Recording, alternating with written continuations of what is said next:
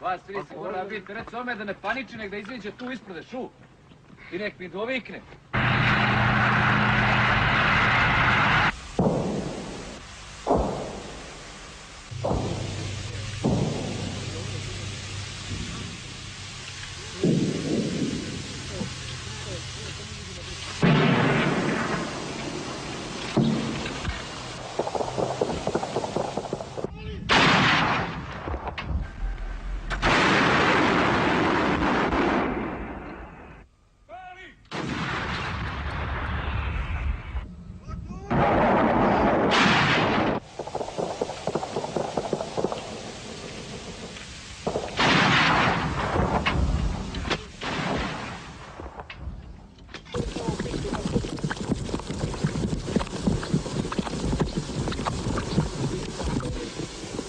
Vidiš je? Da. A sad poviše barikade je bio 300 metara bio što je tako uspio.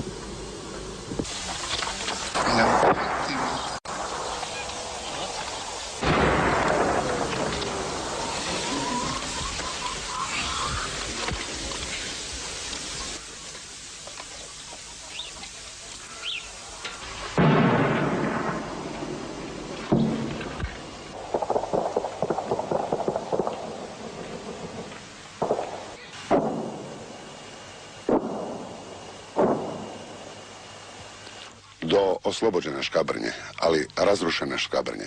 Škabrnje simbola stradanja Ravnih Kotara.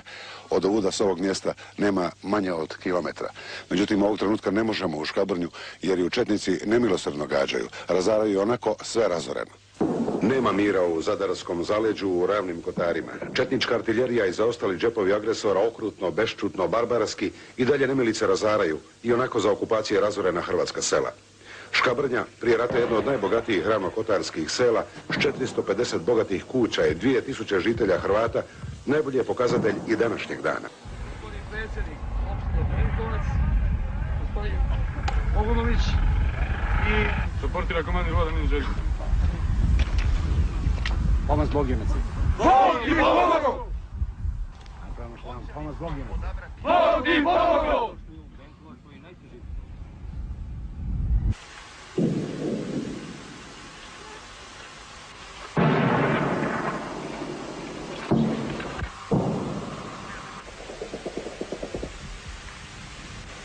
Moram da kažem, da istaknem da su mi se gotovo svi borci Republike Srpske krajine koji su bili na proboju koridora javili svi do jednoga, znači najbolji momci, i da su sada ovdje. Ima mali problem sa njima. Od mene zahtijevaju: šefe, hoćemo samo jedno, nakon ovoga da nam odobrite da oslobodimo naš Zadar. Da oslobodimo, i ja sam se solidarišao sa njima. Mislim da taj Zadar koji nije nikad bio hrvatski, u najmanju ruku mora da bude neutralna zona.